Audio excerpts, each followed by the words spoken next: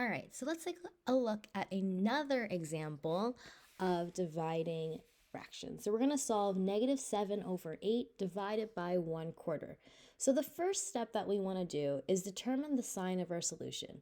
We've got a negative divided by a positive, so that's going to be negative. Then we're going to just divide like normal. Since we know that our answer is going to be negative, let's just work with positive fractions. So we're going to go through two different strategies. Taking a look at our first strategy, we're going to use the common denominator. So here I have my picture. Again, I'm just now working with positive fractions because I know my answer will be negative. So here in my picture, the blue one shows 7/8 and the green one shows 1/4. And I want to know how many 1/4s fit into the 7/8. So we need a common denominator. So if I make the green one now, split that in half, I can see that I have 8s, and now I can see I have 7/8 divided by 2/8, which here I have my common denominators. So now I want to know how many 2/8s fit into 7/8. So that's first strategy of just dividing the numerators. 7 divided by 2, which just means I have 7/2.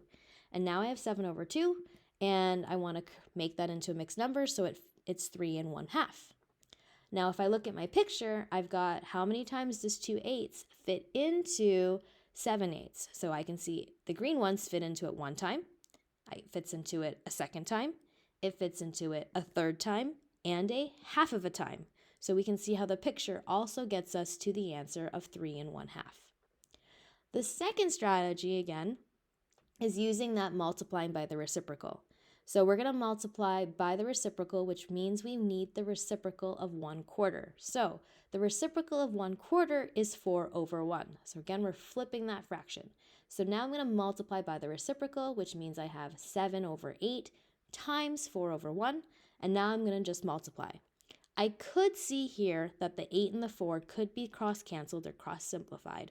But let's say we didn't see that and we just multiplied across. We have 7 times 4, which is 28, and 8 times 1, which is 8. And then now, of course, we have to make this into a mixed fraction. So that becomes 3 4/8. And hopefully we know that 4/8 can also be simplified more, and that's why we get 3 1/2. So both strategies get us to 3 1/2.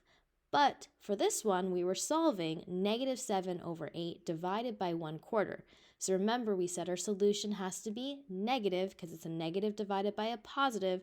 So my answer will be -3 1/2.